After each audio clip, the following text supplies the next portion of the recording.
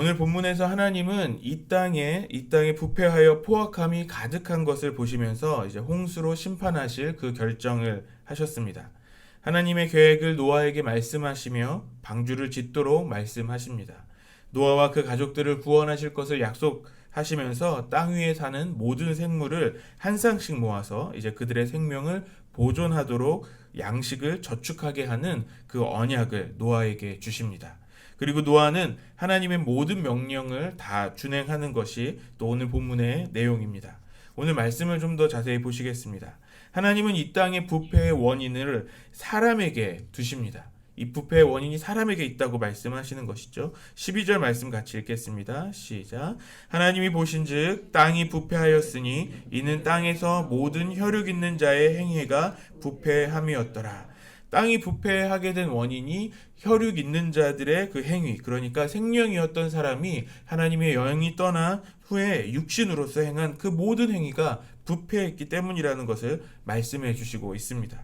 이 땅을 살아가는 사람이 얼마나 중요한지를 알 수 있습니다. 하나님의 통치의 대리자로서 하나님 창조된 사람이 이제 육신의 행위로 죄를 짓고 이제 그로 인하여서 그 부패함이 땅에 가득하게 되어서 이제 심판을 받게 된 것입니다. 나의 죄의 결과가 나에게만 해당되는 것이 아니라는 것이죠. 우리는 우리가 살아가는 땅에서 그 결과를 보게 됩니다. 그것이 나타나게 되는 것입니다. 결국 하나님은 이 땅을 새롭게 창조하실 계획으로 모든 것을 쓸어버릴 생각을 하시게 됩니다. 그래서 13절에 하나님은 노아에게 땅과 함께 그 혈육 있는 자들, 그러니까 그 사람들을 멸하실 그 계획을 말씀하십니다. 그리고 하나님은 노아에게 방주를 지으라고 말씀하십니다.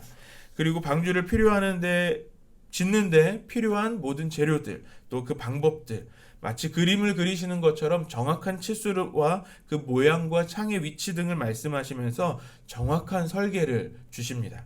하나님께서 노아에게 방주를 만들게 하신 그 이유는 하나님의 심판의 계획이 바로 홍수였기 때문입니다. 우리 17절 말씀을 같이 읽겠습니다. 시작. 내가 홍수를 땅에 일으켜 무릇 생명의 기운이 있는 모든 육체를 천하에서 멸절하리니 땅에 있는 것들이 다 죽으리라. 홍수로서 땅에 있는 모든 것들을 다 죽이실 것이라고 말씀하십니다. 부패한 세상을 다 죽여버리실 것을 말씀하시는 것입니다. 하나님의 계획을 노아에게 알려주신다는 것은 적어도 노아만큼은 살려주실 것을 우리가 예상할 수 있습니다.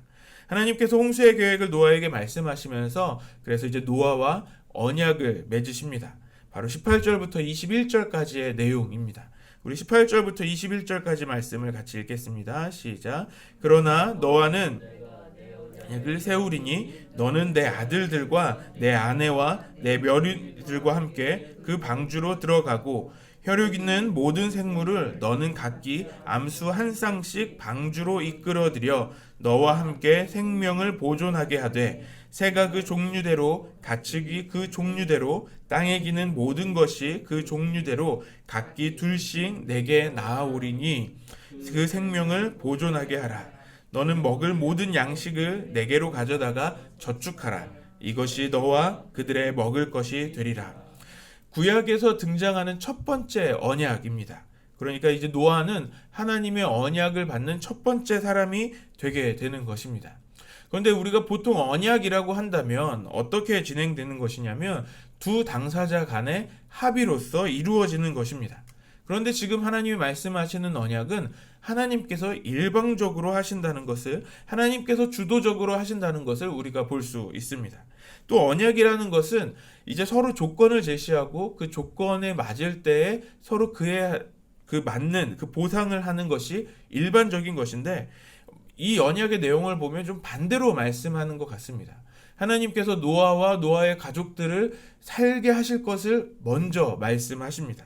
그리고 그 조건으로서, 그 약속의 조건으로서 19절에서 21절까지의 말씀, 암수 한 쌍씩 모든 생물을 모아서 그 생명을 보존하게 하는 것, 또 그것으로 위해서 할 일은 홍수 동안 방주 안에서 먹을 그 양식을 저축해야 하는 일을 말씀하십니다. 이것은 우리에게도 구원이 선물로 먼저 주어진 것과 같습니다. 그리고 우리는 그 구원받은 자로서 우리는 살아야 하는 그리스도인의 사명을 갖고 있는 것입니다. 결국 우리 그리스도인의 삶은 하나님의 구원의 언약을 지키는 삶이라는 것을 볼 수 있습니다.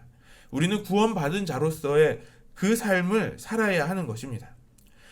이 언약 안에서 모든 생물의 그 생명을 보존하는 일은 원래 인간의 사명이었다라는 것을 또 생각해 볼 수 있습니다. 창세기 1장 28절에 모든 생물을 정복하고 다스리라고 하나님께서 말씀하셨던 그 말씀은 결국 그 생명을 보존하게 하는 것이었다라는 것을 생각해 볼 수 있는 것이죠. 하지만 부패한 인간은 하나님께서 주신 그 사명을 잊어버립니다. 그래서 부패한 인간으로 인하여서 그 땅은 이제 완전히 부패되고 이제 멸망을 앞두고 있습니다. 하나님께서 처음 주셨던 그 사명을 잊어버린 것입니다. 그래서 하나님은 노아에게 다시 한번 그 사명을 말씀하시며 이제 그 언약을 주시는 것입니다. 방주 외에는 이 홍수에서는 이 방주 외에는 살아갈 수 있는 방법이 없습니다. 이것은 무엇을 말씀하십니까? 결국 구원의 방법은 오직 한 길, 예수 그리스도뿐임을 우리에게 말씀해 주시는 것입니다. 우리에게 어떤 다른 방법이 없습니다. 오직 예수 그리스도 외에 구원 얻을 다른 이름이 없는 것과 같은 것입니다. 오늘 본문에서 우리가 더 주목해 보고 싶은 말씀은 바로 22절 말씀입니다.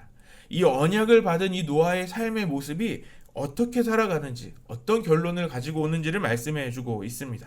우리 22절 말씀을 같이 읽겠습니다. 시작. 노아가 그와 같이 하여 하나님이 자기에게 명하신 대로 다 준행하였더라.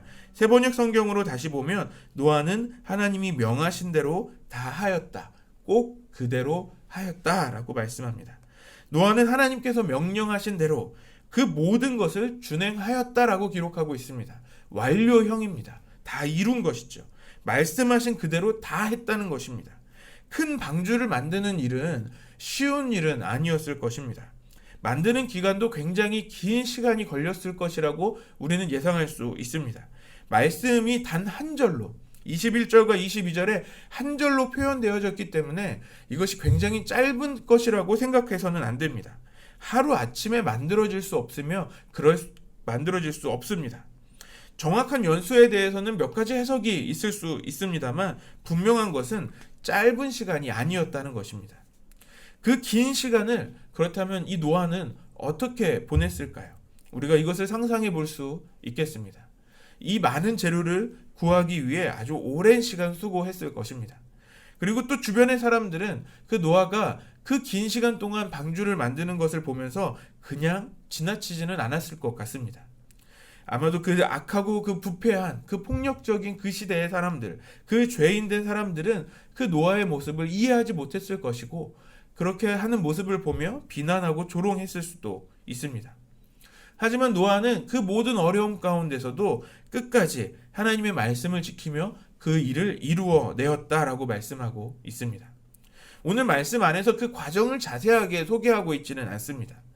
왜냐하면 하나님의 말씀을 지켰다라는 것이 중요한 것입니다. 하나님의 말씀에 순종하게 되는 것이 너무 당연하다는 것을 오늘 말씀에서 보여주는 것입니다. 누가 이 방주에 들어갈 수 있었습니까? 하나님의 말씀을 다 지켜 그 행하는 그 순종했던 그 노아만이 그 방주에 들어갈 수 있었습니다. 그렇다면 구원받은 사람은 어떤 사람입니까? 하나님의 구원을 받은 자로서 하나님의 말씀을 지키며 그 말씀에 순종하는 자가 정말 구원받은 자라는 것입니다. 우리는 구원받은 자의 그 삶을 살아가고 있습니까? 행위가 먼저라는 것이 아닙니다. 행위가 있기 때문에 구원을 받은 것이 아니라 구원받은 자로서 그 약속을 받은 자로서 하나님의 말씀에 순종하는 삶을 살아가야 한다는 것입니다. 그것이 우리가 말하는 진짜 구원받은 자의 삶의 모습인 것입니다. 야고보서 2장 17절에서 18절 말씀을 보면 이와 같이 행함이 없는 믿음은 그 자체가 죽은 것이라. 어떤 사람은 말하기를 너는 믿음이 있고 나는 행함이 있으니 행함이 없는 내 믿음을 내게 보이라. 나는 행함으로 내 믿음을 내게 보이리라 하리라. 우리가 말로만 주의 약속을 지키고 살아가는 그리스도인이 되어서는 안 됩니다. 오늘 하나님의 언약을 믿고 지키며 그 순종한 노아와 같이 우리도 그 살아있는 믿음으로 우리가 순종함으로 우리의 믿음을 보일 수 있어야 하는 것입니다. 구원받은 자들의 삶의 모습이 다르다라는 것을 우리가 이 세상에 보여줄 수 있어야 하는 것입니다.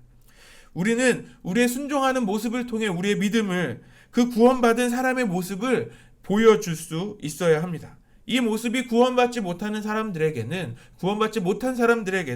비난과 조롱이 될 수도 있겠습니다. 하지만 우리가 그것을 이겨낼 수 있는 이유는 노아가 믿은 것처럼 우리의 결말은 이미 정해져 있다라는 것을 우리가 믿고 있기 때문입니다.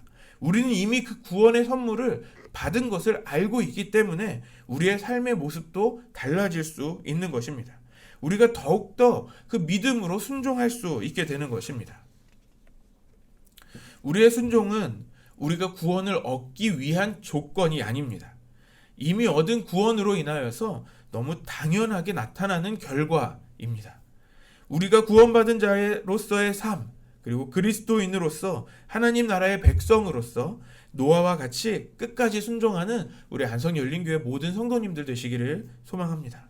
우리 교회가 그 구원받은 자들의 공동체, 그 구원의 방주와 같은 교회로서 그 순종의 사명을 감당하는 우리 믿음의 교회가 되기를 소망합니다. 우리 다